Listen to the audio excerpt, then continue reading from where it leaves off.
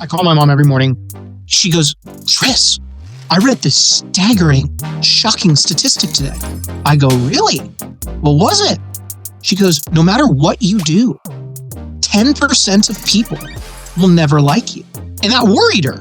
And I'm like, why does that worry you? That means if you meet someone and they hate your guts, by definition, the next 9 people, but they're gonna love you. It's gonna be wrong. So own it. And then if you have 2 people that you meet in a row that can't stand your face, or in our case for the podcasting, you got someone that DMs you, it's like, hey, you suck and you look like an idiot and your shirts are dumb, right? Like something like that. If I get 3 or 4 of those in a row, which I have had, I am oozing out of my Spanx with excitement, because that means that God is just clearing the way for a tsunami of positivity.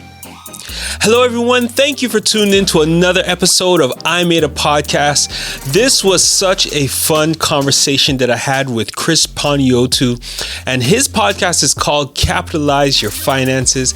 It was such a wonderful conversation. He's such a fun guy, and we got into so many great things in this conversation. So make sure you have your notebooks ready. Make sure that you're listening, and if you miss anything, go back and listen to it again, because Chris is really doing his thing when it comes to podcasting, and I think he's doing it right. So let's see what we can learn from Chris as we get into this interview. Chris Panagiotu, how are you doing today? I am fantastic. You nailed my last name. Wonderful. And anyone that is a fellow Chris, I know is of good conscience in good company. So this is going to be a fun episode today. Yeah, wonderful. I echo those sentiments. I know every time I see a Chris come up, I'm like, you know what? There's a connection. We're going to have a good conversation. So this is great. So listen, Chris, for everyone who is hearing about you for the first time, or just, this is their first time hearing about your podcast, can you maybe open chapter 1 of who Chris is and what makes you tick, and just introduce yourself to everyone listening? Yes, fantastic. And I'll give my bullet point elevator speech, if you will. So professionally, let's get the boring stuff out of the way. I run a financial planning wealth management company. I've invested since I was 10, started pseudo advising when I was 14, youngest in the world, for Union Bank of Switzerland when I was 18, in and out in 3 years, went to Morgan Stanley, hated corporate because you can't wear fun shirts like I'm wearing right now. Yep. And then started my practice out of my apartment in May of 2025. It'll be my 10th anniversary. And so now we oversee $150 million. 110 million of that is personal money for clients. Average client's net worth is about 5 million. We were talking about that earlier. And then 40 million of it is retirement plans. So, for us, it's gotten to a point where our time has become more valuable just based on compounding. And so unless clients have a minimum of 500,000, it's like most people won't become clients. However, which is also why I'm on your show, God called me to give back in a number of ways. And that's why I started my podcast, CAPitalize Your Finances. And so if you go to CAPitalizePodcast.com, that's where you can find CAPitalize Your Finances podcast, my books, CAPitalize Your Finances and CAPitalize Your Sales, my masterclass. And now what's been really cool is I am speaking to corporations and bureaus and at seminars and webinars all over the country, being the United States. Although, Canada, if you want to puff up a few bucks, I'll jump across the border. And I'm able to teach people how to capitalize on their sales, which went from my apartment to $1 million in revenue. And then once you've made your money, then I teach you how to be a steward of it. And that's where capitalizing your finances comes into play. And, I'm on track to basically cement myself. And this is my goal, is to become the Ben Graham of planning. And for your listeners that don't know, Warren Buffett's teacher, who's the best investor arguably of all time, was Ben Graham. And when I set out to start my planning company and wealth management company, I thought to myself, okay, is there the equivalent Ben Graham on that side of the aisle? And I recognized that there wasn't one. And so that's why my book came out, CAPitalize Your Finances. That's why I get really passionate about this, because my goal is to be that beacon of light in the world of planning for people. So that's who I am. Yeah, great. Wonderful. There's so much stuff that you mentioned that I just want to crack into a little bit more. But first of all, let's talk about the fun shirts. Because I noticed, like, I follow you on Instagram and you put up a lot of shorts, and I noticed that you're always wearing some fun color shirt, and I love it. It just, your studio that you're in right now, it's right, there's like a black background. But your shirt always just, whatever you're wearing, it just pops out from the background, and it's so nice. Like the way that you put it together. Is this like, was this premeditated, or is this just like how you are? You just like wearing fun colors, fun shirts? What was the thought process about that? Okay. Yeah, that's a great question. So there's a couple ways to skin that beast. I wouldn't say it's premeditated, because then you're giving me way too much credit, and I don't like to think I'm that smart. So here's my thing. So when I was at the big firms, and then even when I first started out, I suit and tied it up all the time. Mm-hmm. And then once COVID was kind of what broke the camel's back. But even before COVID, we started to bring on some athletes as clients and some tech executives. And so I'm in Tacoma, Washington State, which is 45 minutes south of Seattle. That's where a lot of Microsoft millionaires are, Google employees, Nordstrom, Boeing, things of that nature. And a lot of these tech/athlete clients, they didn't like the suit and tie. They didn't hate it, but it was stuffy. And so anytime I rocked a Bad Birdie shirt, which is what I'm wearing right now, they were like, dude, that's you. Like, why don't you just wear that? And I'm like, well, because I want to be representative of you and appropriate and all that. And then it just kind of spiraled into the podcast, and I would still suit and tie up for my earlier conversations. And I do occasionally, like if someone comes on and that's their vibe, that's their jam, I want to match them accordingly and pay the respect. But a lot of people don't care. They just go, well, dude, you just be you. And I never really fit in a box. And that's why I love Bad Birdie. Bad Birdie, it's a golf brand. Golf is considered a stuffier sport. That was my sport growing up. But I never fit in that box. And so Bad Birdie matches a lot of my isms, if you will. You know, it's a golf shirt, so it's a polo, so it's appropriate. But it has that pop that's just smacks you in the mouth. And so, and I'd like to think that I am a representation of that in how I approach finance and approach planning and approach sales and all of that. Like, that is my brand. I'm going to come and probably slap you in the mouth a little bit, because I don't want to waste time. Right.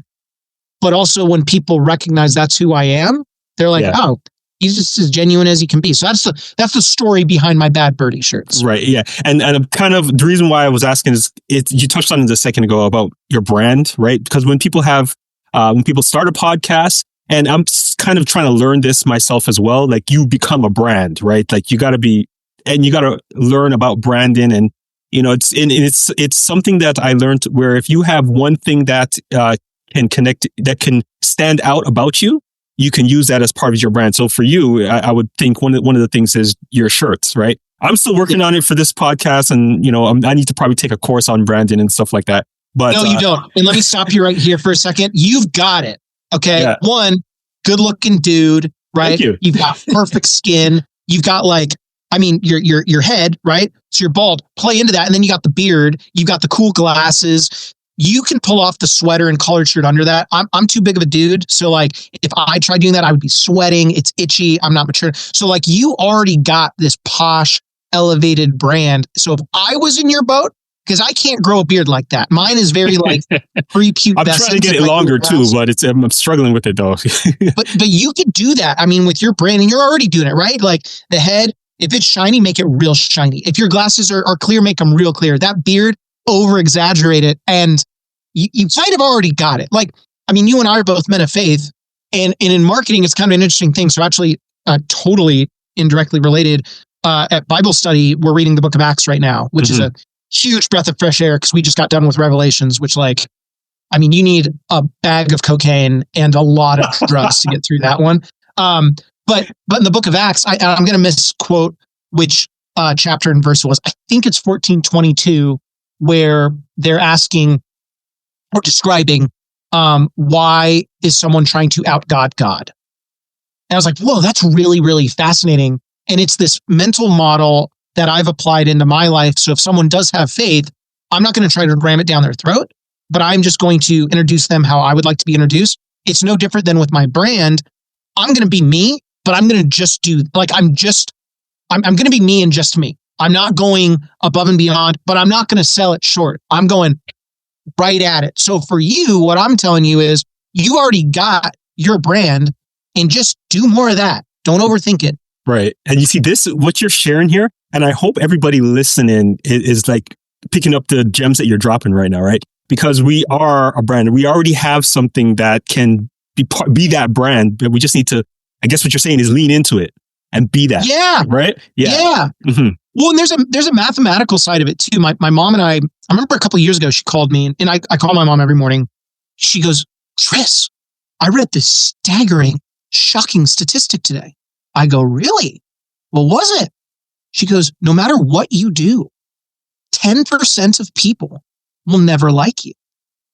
And that worried her.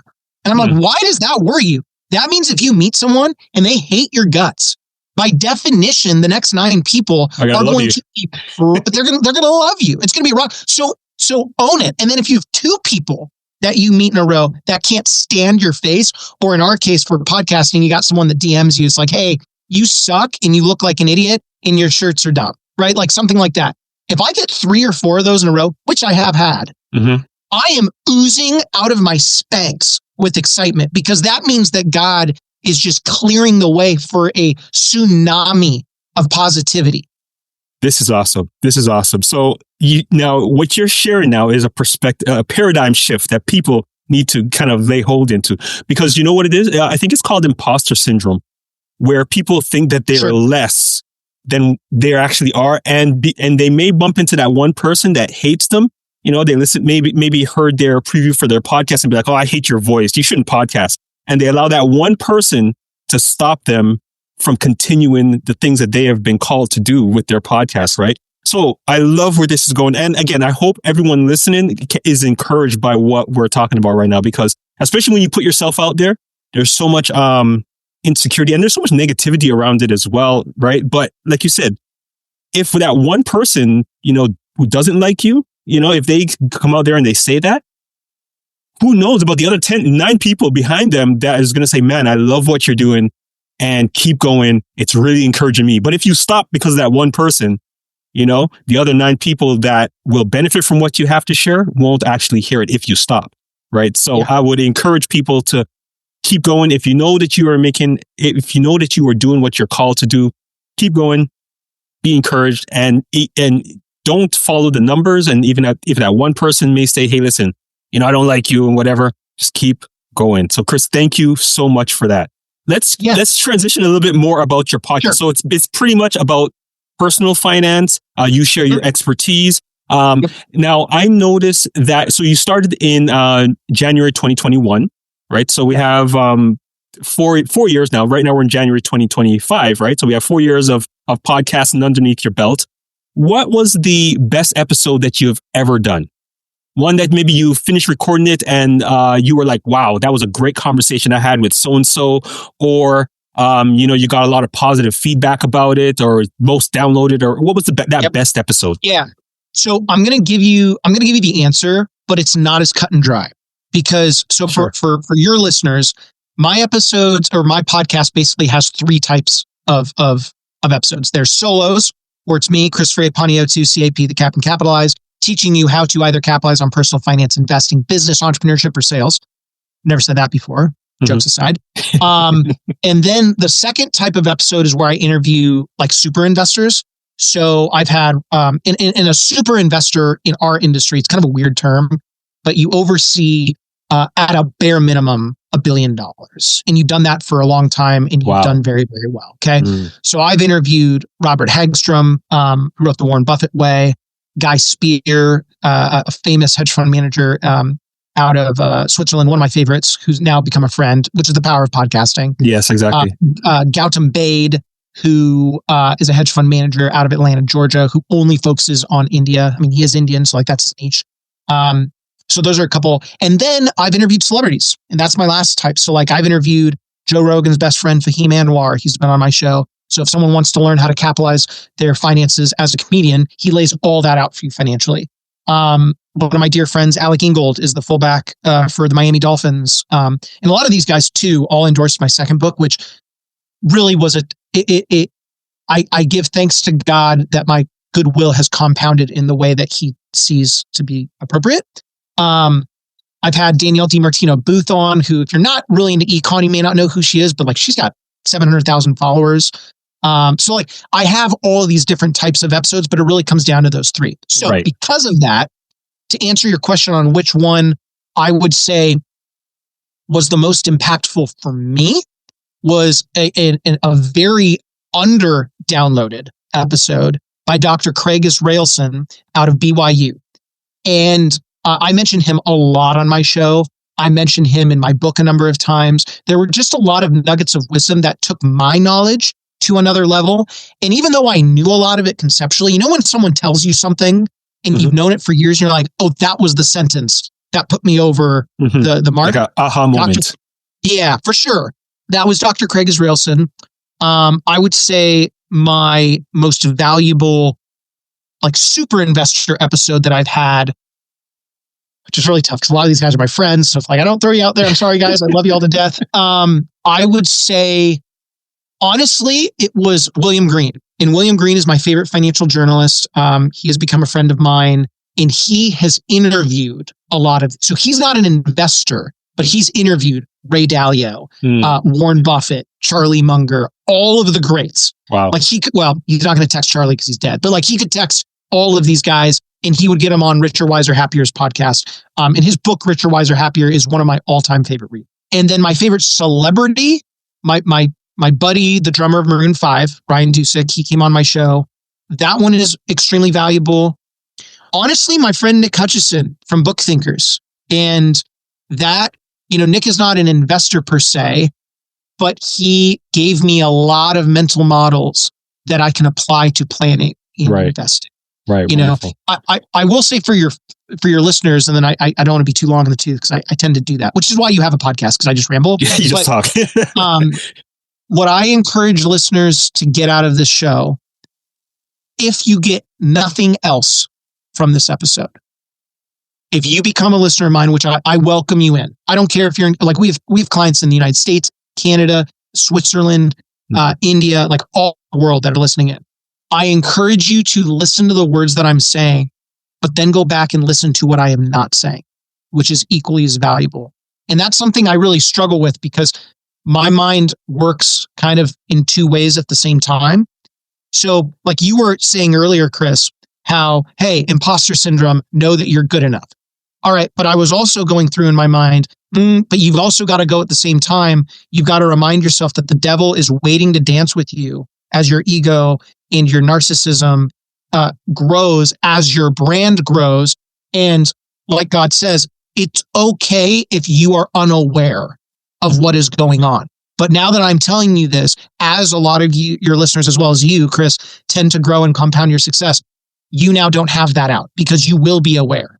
And so you've got to do this balancing act of, okay, what am I going to do to be successful? But also, what do I avoid so I am, I can avoid not being successful. And you're really growing with two different mindsets at the same time. It's what I call in my on my show, and my followers know this, being very nimble and dynamic in the mind when it comes to money, but also when it comes to life. Ready to launch your podcast the right way? If you ever dreamed about starting your own podcast but don't know where to begin, this is your moment. I've been podcasting for years and helping others to do the same. Now I'm bringing everything that I've learned into a brand new live 6-week podcasting class. Each week I'll walk you through the exact steps to go from idea to launch. Even if you're on a tight budget or a short time frame, you'll get no fluff, no overwhelm, just a clear roadmap to building a podcast that actually lasts. This is a live, hands-on group class, which means that you'll be able to ask me questions, get feedback, and build your show with real support from me. And you will be transformed into a podcaster by the time we're finished. And because I want to keep it intimate and impactful, the spots are very limited. So if you're serious about starting your podcast and want to do it right, join the waitlist through the link in the description, and you'll be one of the first to know when the course opens. And trust me, you're not going to want to miss it. So let's turn that podcast dream into a reality. So you write your first book, which was CAPitalize Your Finances, right? And then your second book was CAPitalize Your Sales, right? Which you released in 2024, November. And then your podcast, you had your podcast since 2021. Now, I understand, before you mentioned, you wanted to give back, right? And give to people, right? And these were avenues that you chose to take.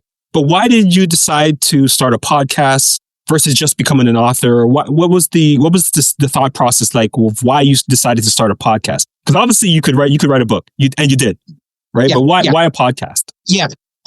Well, I don't know how much time we have for this, so I'll try to give you only the goods. The podcast actually came about by total accident. So before I spun off and started what is CAPatalize Your Finances for all practical purposes, I was with a family firm, and they gave me a chance, which frankly that's like the biggest thing you get in life is a big chance, and they gave it to me. So COVID, right? Everyone's sitting at home twiddling their thumbs, and I thought to myself, okay, what if I start? Because I had no social media until 2020. I did when I was in like high school and college, because like every kid did. And I'm sure I posted some like extremely dickish content that'll come back and bite me, but like I don't care. Like I was a kid and an idiot. If you can't stomach that, get a life. I digress. So I go, all right, you know what? Everyone's sitting at home. I got to start a LinkedIn. Let's play the game. And I hated it. I'm like, this is no different than Facebook and Twitter, now X. But then I thought to myself, okay, Chris, let's think about this positively. What if I reached out to my favorite financial researchers that I've looked up to in the industry for years? And I just went straight to the heavy hitters. And the first person I ever cold messaged was my first guest ever, Dr. David Blanchett, who was the head of Morningstar Research, the largest independent nonprofit research company in the world when it comes to planning. And I remember he wrote a white paper that basically set the stage for my first book. And so I just wanted to reach out and meet him. Like, this is like the Michael Jordan of our industry, except not nearly as athletic and very pale. Right. But other than that, like the same. And I remember he hit me up, right? Like immediately. He's like, dude, I'm not doing anything tomorrow. Do you want to talk? I was like, sure. Immediately hit it off. And toward the end, I said, hey, you know, the firm that I was at, they had this weekly video that they would put out. Would you ever want to go on the show? And I don't know what exactly happened, but he thought that I had a show. So he goes, dude, I'd love to come on your show. So in my, moment of brilliance, improv was my favorite class of all time and most valuable class I've ever taken in my life, as a side note. I just ripped it. And I'm like, dude, let's go. Let's have you on next week. So I set up a Zoom, which I didn't really know how to do. And then I called my old chairman and I'm like, we have a serious problem. I have Dr. Blanchett coming on my show. He's like, you don't have a show. And I go, well, yeah. So I just kind of need to wing this because I'm not going to say no. He's like, dude, no one else is doing anything. So I've got my first guest ever. I spend all day researching how to host, how to whatever. I've got my notes and I put my suit and tie on. I've got the video. I'm sweating through my suit. I do this episode. And I remember I just text everyone and their mother like, hey, watch this on YouTube. It got a couple of downloads. Done. Well, then like a month later, Blanchett called me. He said, dude, I had a blast on your show. Like I've been on hundreds of these. You're a character, but you obviously know your stuff. You have a passion for it. I want to introduce you to Dr. Wade Pfau and Michael Finke, which those are the three top dogs. And that's how I basically popped my cherry in the podcast world. So then I had an issue. I'm like, oh, okay. I've got three of the top dogs in our industry on my show. That's not real. So then I asked my chairman, like, okay, do you think I should do this? And like I do with every major thing in life, I prayed about it for 24 hours. And then I said, okay. And that's how the podcast started. Wow, that's such an amazing story. So it's some people who want to start a podcast. So I'm a podcast producer. I have some clients who are starting their podcast. And there's a couple clients who have talked to me since we're in January now, but they have spoken to me to try to set this up and try to get this started since August. Right. Yeah, and I'm saying to me, and I think a lot of people can resonate with that, if you're starting a podcast, you got to plan it, you got to do this, put this in place or whatever. So what you're telling me is within a week's time from when you reached out to someone to when that first interview happened, that's how fast your podcast started.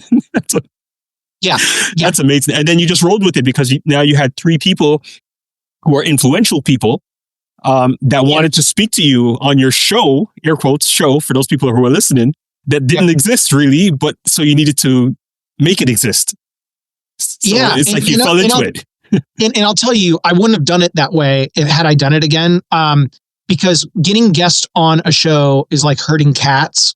Wow. And my listeners know this. I don't really dislike a lot of things in life, but I dislike dickish people. I dislike an admin, which is why I have an amazing assistant. and I dislike cats. I've had awful experiences. I'm allergic to anyone that is like a cat like fanatic that has like multiple cats. You need counseling.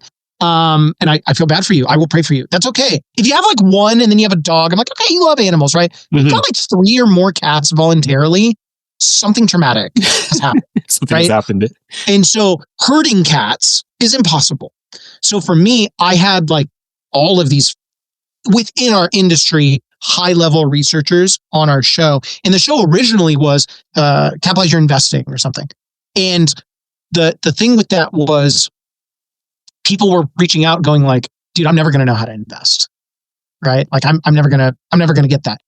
And so then I just had a bunch of researchers tuning into my show and I'm like, I can only take so much undiagnosed Asperger's flying at me. And so then I also thought, wait a second, I've got this planning framework that I've been working on for years because it wasn't around. You got to understand, when I started in this business, it was September of 2008.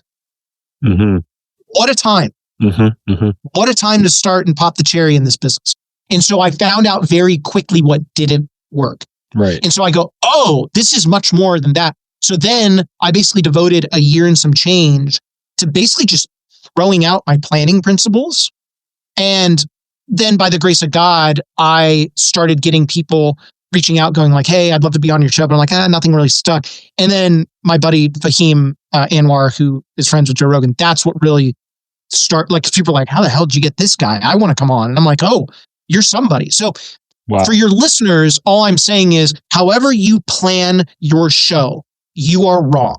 You are going to look back and go, I did this all wrong. And even if I tell you everything to do that is right, it will still be wrong because you're going to look back and go, oh, I should have done this, this, and this. So what I would tell your listeners is just start. Figure it out, become incredibly uncomfortable with it, learn as much as you can. And then as you start to get an inkling of success, you start outsourcing and outsourcing and outsourcing so you can compound your maximum ROI, which is you. That's so powerful. And you know what? I've been saying that forever because, I'm sure you've heard this term before, paralysis by analysis or analysis, whatever, however it goes. I think a lot of podcasters fall into that category where they start to overthink things. And as a result, they never do anything. The cure to that is just to start and figure things out and continue to move forward. So excellent insight. That's perfectly in line with, I think, pretty much every podcaster that I've spoken to said some variation of that if you just start and learn as you go, that's the best thing to do. Now, you mentioned something when you were going over your introduction at the beginning of the episode. You mentioned something, and I wasn't going to allow the whole time together with you to pass, and we not talk about this. You said that you started investing when you were 10 years old. And that is like, I'm just like, wow, like the power of compound interest, is absolutely working for you if you started when you're 10 years old. But now I want to kind of draw on your financial knowledge here to answer this question. Now I know on your podcast, you have a disclaimer at the end, right? And I know that this is a question that I'm asking. It is a financial question, but if you can give maybe a general answer to this question. Well, let me tell you before you ask, I'm on your show. Okay. So I am like naked when it comes to this stuff. My show is regulated because I am regulated under the SEC, FINRA, insurance, like all that. But when I go on a show, it's great. Like it's like the sound of music. Like I am free as a bird. So don't, you ask me. Oh, I'm going to ask the question. For sure. Yeah. So you invested since you were 10, which, like I said, the compound interest is really working for you when you invest early. Yes. What should people do if they find themselves like 40 years old and they haven't started invested, maybe 50, they're thinking about, okay, what am I going to do? Maybe all they have is just like a house, and they were thinking maybe my house would be my nest egg and that's not going to work out. Right. What should people do if they didn't start investing at a young age, if they're like 40s or 50s? What should they do? What should be their course of action to end well or end in a good position? Yeah. Well, and there's a difference between end well and retire well, because end well, you're meeting Jesus. So first off, the average person does not start thinking about retirement until they're about 45. So just right. Also, what's really crazy, and I don't know what the stats are in Canada, but the average person in the United States retirement plan balance that is 50 and older is $10,000 is what they have saved. Wow. Now, some of that I could argue is not totally true, because I've met people where they've gone 30 years or whatever and invested not in the retirement account because they just didn't have a clue. But that's not most people. So like the majority of people, if you're 50 and older and you've got 10 grand saved, there are certain things, and I hate saying this. Sometimes you can't be helped, man.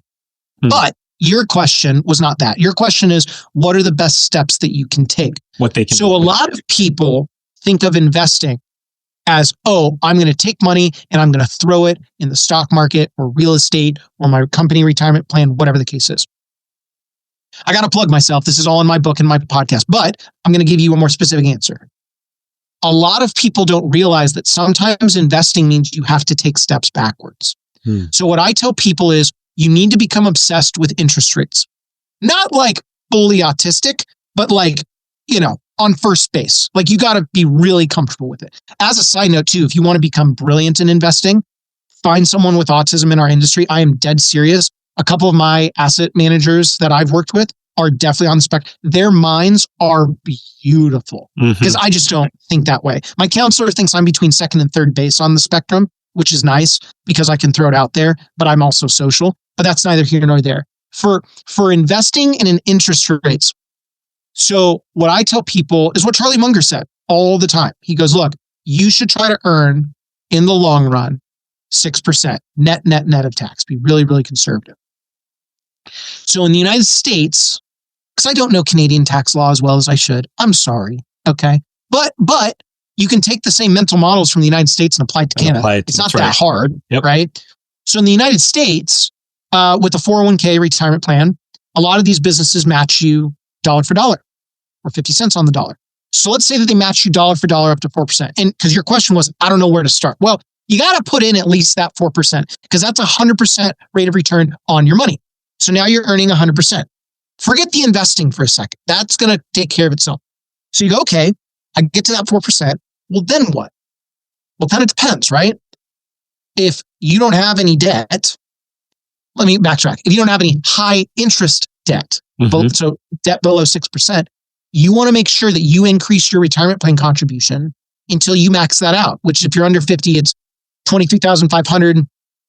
It's 31 grand if you're over 50 in the United States. Okay. But let's say that, because it's not cut and dry, let's say you're in the 35% tax bracket down here. All right. Well, for every dollar that you put in, forget the match. Every dollar that you put in, you're earning 35% on the money you're not paying to, well, in our case, Uncle Sam. Okay? Right. And for, because then a lot of people, they go, well, but I have a credit card debt of 27%. I'm like, well, you still need to max out that 401k if you're in that group. Now, on the flip side, let's say that you're in a lower tax bracket. Let's say you're in the 20s or even like the teens or something like that. Your blended tax rate is super low, but you still have high interest credit card debt. You still still hit up to the match within your retirement plan because that's 100% return on your money. But then above that, would you rather earn the quote unquote blended 9% tax rate or whatever the case is, or would you rather pay off the 27% credit card debt? And people get confused in the minutia of it. It's like, no. You would earn 27% over 9%. Make it easy. That's when you go and you take all of your extra cash flow and you clean out the high interest debts. And then you snowball a lot of those until you have debts below, in this hypothetical, 6%. And then you take all that extra cash flow and you dump it hard into your retirement plan. And then if you max that out, you could set up an individual retirement account or Roth, which is tax-free. After that, you've got a brokerage account that you can invest in. Honest to God, that is a plan for 95% of people. And you don't even need to go and talk to someone in this industry. Exactly. That's why I'm trying to democratize all of this. I love the way that you just broke that down. So listen, everybody out there listening, this is why you should listen to Chris's podcast, right? You get insights like this. And like he mentioned before, it's all about giving back. So he's given all of this insight and wisdom about finances, which you can apply in your life, right? So listen to his podcast. You have books, Capitalize Your Finances, Capitalize Your Sales. Go and follow his social media. He drops such wonderful, wonderful gems on your social media. I love it. So listen, so your podcast, so we talked earlier, you said that you're in your podcast studio. Can you Yes. break down your process? So you have your own studio, or is it just your office/studio? How does it work? Yeah. So I didn't start here. I started out of my home and my home computer. And so we had to move. Well, we didn't have to move, but in July of 23, our lease was up, and I found this space in suburbia where we are. I was like, okay, this is the final stop. Like this is the next level, the final boss of places, right? So my setup is kind of interesting. So my office, it's kind of a T shape. And so, and we actually call it the tree house, because when you sit down in the office, you only see just tree lines across every window, which is very, very peaceful and all that. But anyway, so in our office, you go to the very far end, you got the conference room, the next office space, which would be mostly for like another staff person. That is actually my thinking room, which I've kind of become known for in the investing world. All I do is think in there. There's no electronics, no music. There's nothing. It is constructed profoundly so I can absorb thought at the most optimal level. Then right next to that is my amazing teammate and assistant, Betty's office. Then there's my office. And then this is the podcast studio, which, we spent a pretty penny on and decked it out. And so your question on like, what is the process like within the studio? So I'm in my guest appearance chair right now, which is normally where guests are when they fly into my studio, because I don't do Zoom guests. Like I don't have guests on my show in Zoom anymore. Okay. And all your interviews are live. You bring them into your studio. As of now. Wonderful. Yeah. Okay. So if I have a guest on the show, what they do, in most of the time, right? Like they're paying for their flight, they're paying for their hotel out. And then what I do is I dedicate an entire day. So they'll get up in the morning. They come into my office at 10 o'clock. I give them a tour. Our show runs about an hour and a half. And then we have a board, our slogan is Keep Capitalizing. And so we have the Keep Capitalizing board. They come out, they sign it, they take pictures. Nice. Social media. And then I take them downstairs to lunch. I pay for everything food-wise, and all of that. And then in the afternoon, I actually give them an entire afternoon where I tell them literally everything that I do. And so I'm gifting them as much free advice as possible. That's because I know, our speaking fee is 10 grand. So like I'm gifting them that. And then in the evening, I take them to my favorite steakhouse in town. And I was actually inspired indirectly because that's what Joe Rogan does. Not necessarily the steakhouse, but he dedicates like a whole day. A whole day, yeah. And then the next day or that evening or whatever, they fly out. And so it's a very committed process when I have guests in. Now, lately, it's just been solo episodes because frankly, I'll say algorithmically, if that's a word, those have become more popular. So this is not normally my seat. The seat, for those of you that are just listening, I'm pointing on the other side of my camera. That's where the seat is for me. And then we have 3 cameras that are set up. My brother is the one, he's my social media marketer and chief marketing officer, Tyler, does a phenomenal job. And then, as you can see, the screen behind me, that's where he's like my Jamie to Joe Rogan. So he controls the cameras, he controls the recording. My contractor every once in a while, Zach Zolweg, will come in and do that as well. And then I've got a marketing team dedicated to scrubbing for compliance because I say things that I shouldn't, making sure my website is optimal, getting it onto Spotify, Apple, and YouTube. So it's become a huge process. Right. And you got a team working with you, right? So I got a team. Yeah. Excellent. Yeah. Excellent. Wow. Yeah. So looking at the room, I can't really tell too much about like how the room is, like in terms of like soundproofing. It looks like you're using a Rode microphone, but I can't tell for sure. But like in terms of the hardware and the room setup, like, do you have soundproofing in the room? Has any of that stuff been done? Yeah. So what we did is we put in soundproofing, but not the peanut. It's actually flat boarding. Yes, it just looks cleaner. Yeah. And ironically, even though it looks cleaner and it looks more expensive, it's cheaper, which was interesting. So that whole thing was probably soundproof. Like with that, it was probably $100. And then the windows, we actually bought custom black frosting to completely black them out. So we can control the lighting in here. Light, yes. And then we actually caulked all along the top of this room as well as the bottom, because the floor, or excuse me, the ceiling, you can actually remove the tiles. And so the caulking actually acts as a suction. So it keeps the sound in a little bit more. I should have turned the fan off. I don't know if you can hear it on the mic right now, but I cannot. We normally, okay, good. We normally turn that off before we do recordings. This Rode mic, admittedly, let's just face it, when you're in person, it's a nicer mic than it is over video. Okay, it is what it is. And then I have Sony cameras set up. And then for in-person, this is where I got the big roads. Like these guys are not cheap. Okay.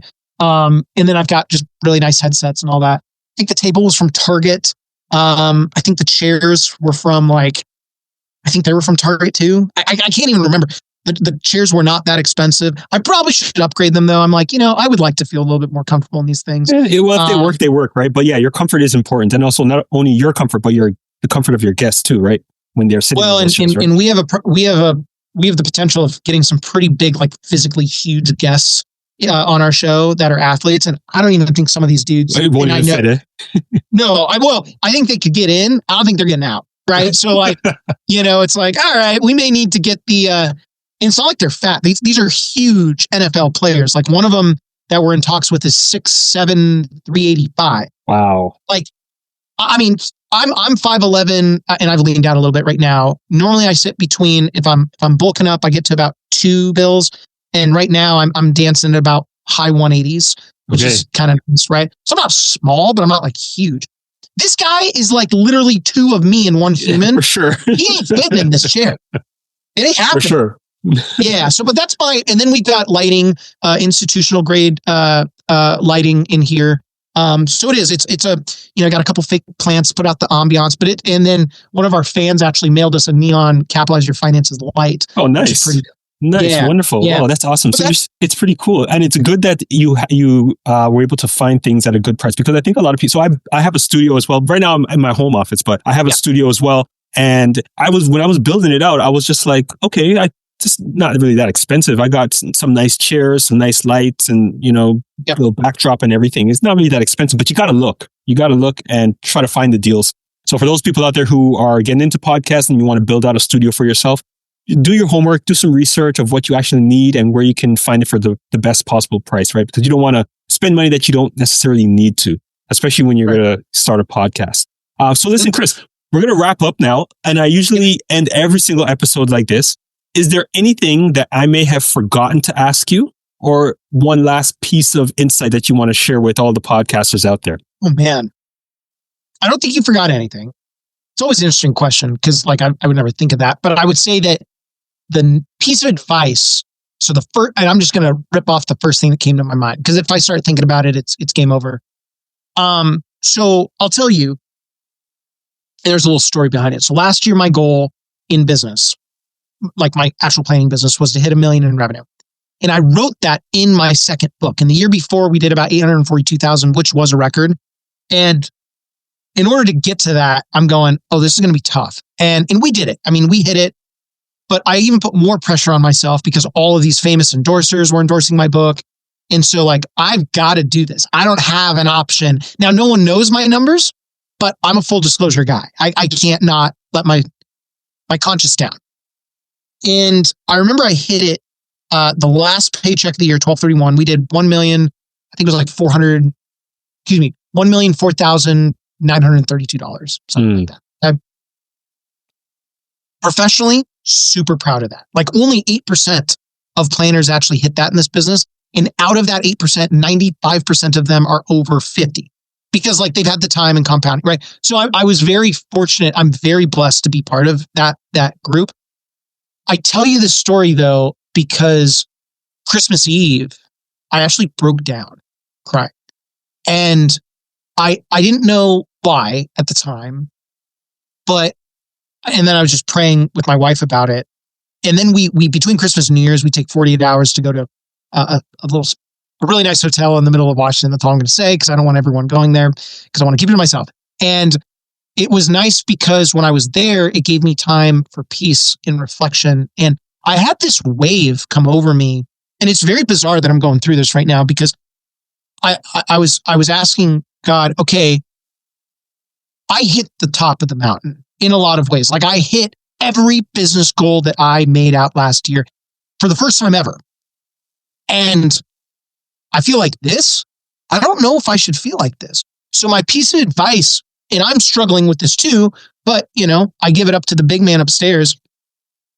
A lot of your listeners, you are probably in the early stage of X, your career, your podcasting journey, whatever it is. So I'm telling you, for the first really foreseeable future, and if you're a numbers guy like me, I'd say for the first 5 years, you need to set quantifiable goals. Period. Don't give the bullshit of, I want to be more present in my journey. That's dumb because no one knows how to grade them. Okay. And you don't know. But what I would say is for the first 5 years, give very concrete, quantifiable goals and make yourself get to that breaking point that I did. I don't regret it. What I'm saying is once you hit that point, and I can't tell you when you're going to hit that, but someday you will hit it, then you understand that the compounding of your success quantifiably has gotten you on this track where you've hit the ultimate pillar of success, in most cases financially.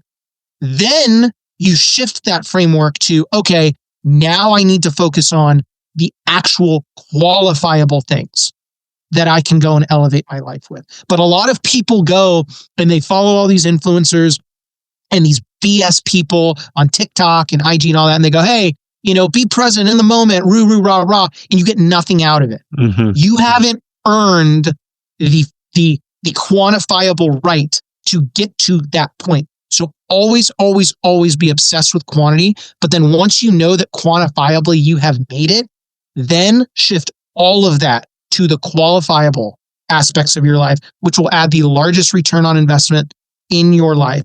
And what's really cool is when you give that up at that moment to God, as you should be the whole time, but it's way easier for me to say now, what's going to happen is the qualifiable compounding will be so great that it will blow every quantifiable goal that you had previously out of the water. Wonderful. Wonderful. Please go and listen to Chris's podcast. Links are in the description. Listen to his podcast, get his books, go check out his website. And if you're in the Washington area and if you need to, set up a meeting with him, go do that as well. Chris, thank you so much for being on I Made a Podcast. This was a blast. This is what I love about podcasting, right? Because before I get to actually release it to everyone else, I get to, absorb all of this insight and knowledge and things that you shared. And I'm going to start to put some of those things into practice myself. So thank you so much for being on the podcast. This was a blast, Chris. Thank you so much. Awesome, man. God bless you and keep up what you're doing because you're doing fantastic work. Thank you so much, sir.